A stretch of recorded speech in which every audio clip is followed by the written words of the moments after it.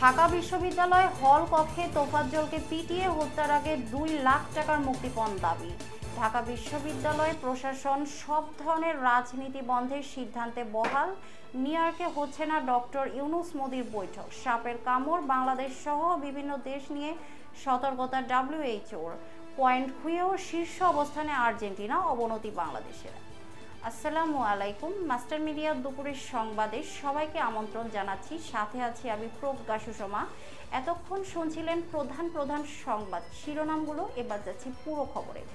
চোর সন্দেহে ঢাকা বিশ্ববিদ্যালয়ের ফজলুল হক মুসলিম হলের অতিথি কক্ষে তোফাজ্জলকে আটকে পিটিয়ে হত্যা করে একদল শিক্ষার্থী। বুধবার রাতে কয়েক ঘন্টা ধরে দফায় দফায় মার ধরে ওই ব্যক্তির মৃত্যু হয়। রাত 12টা কয়েকজন শিক্ষার্থী তোফাজ্জলকে হাসপাতালে নিয়ে গেলে চিকিৎসক তাকে মৃত ঘোষণা করেন। হত্যার পূর্বে তোফাজ্জলকে আটকে রেখে 2 লাখ টাকা মুক্তিপণ দাবি করা হয় বলে জানিয়েছেন তোফাজ্জলের ভাবি। অন্যদিকে ঢাকা ও জাহাঙ্গীরনগর বিশ্ববিদ্যালয়ে একই দিনে 2 জনকে পিটিয়ে হত্যার ঘটনায় দেশ জুড়ে তীব্র ক্ষোভের সৃষ্টি হয়েছে। ঢাকা বিশ্ববিদ্যালয়ে হত্যাকাণ্ডের ঘটনায় গতকাল বৃহস্পতিবার শাহবাগ থানায় মামলা করেছে বিশ্ববিদ্যালয় কর্তৃপক্ষ। এ ঘটনায় জড়িত অভিযোগে বিশ্ববিদ্যালয়টির 6 শিক্ষার্থীকে গ্রেপ্তার করেছে পুলিশ। এদিকে ঢাকা বিশ্ববিদ্যালয় ক্যাম্পাসে পরবর্তী নির্দেশ না দেওয়া পর্যন্ত শিক্ষার্থী, শিক্ষক, কর্মকর্তা, কর্মচারীদের সব ধরনের রাজনীতি বন্ধ রাখার সিদ্ধান্ত নিয়েছে বিশ্ববিদ্যালয় প্রশাসন। বৃহস্পতিবার রাতে ঢাকা বিশ্ববিদ্যালয়ের প্রশাসনিক ভবনে উপাচার্য লাউঞ্জে অনুষ্ঠিত জরুরি সিন্ডিকেট সভায় এই সিদ্ধান্ত নেওয়া হয়। যুক্তরাষ্ট্রের নিউ ইয়র্কে জাতিসংঘের সাধারণ পরিষদের অধিবেশনের ফাঁকে বাংলাদেশের অন্তর্বর্তীকালীন সরকারের প্রধান উপদেষ্টা ডক্টর মোহাম্মদ ইউনূস ও ভারতের প্রধানমন্ত্রী নরেন্দ্র মোদির মাঝে বৈঠক হওয়ার সম্ভাবনা নেই। বিষয়টির সঙ্গে সম্পৃক্ত এমন কর্মকর্তারা এ তথ্য জানিয়েছেন।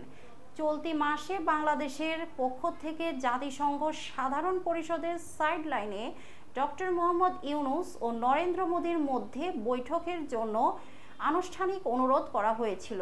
তবে শেখ হাসিনার সরকারের পতনের পর থেকে দ্বিপাক্ষিক সম্পর্কে যে টানাপোড়েন দেখা দিয়েছে তা দূর করতে সাহায্য করবে এই আশায় ঢাকা এই বৈঠকের বিষয়ে আগ্রহী তারা। বন্যার কারণে বাংলাদেশ সহ বিভিন্ন দেশে বিষধর সাপের প্রকোপ বাড়ছে।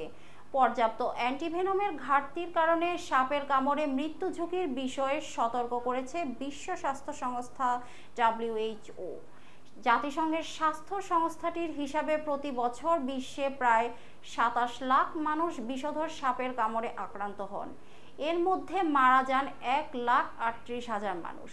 প্রতি 4 থেকে 6 মিনিটে সাপের কামড়ে একজন মানুষের মৃত্যু ঘটে বলে জেনেভায় এক সংবাদ সম্মেলনে WHOর এ বিষয়ে বিশেষজ্ঞ ডেভিড উইলিয়ামস এ তথ্য জানান। এবার খেলার খবর, ফুটবল। সবশেষে ফিফা উইন্ডোতে 2টি ম্যাচ খেলেছে বিশ্ব চ্যাম্পিয়ন আর্জেন্টিনা।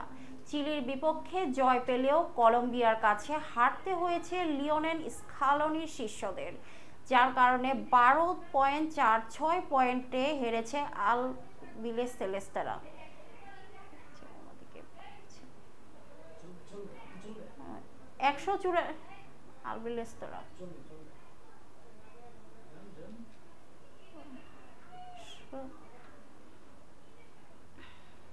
এবার খেলার খবর, ফুটবল।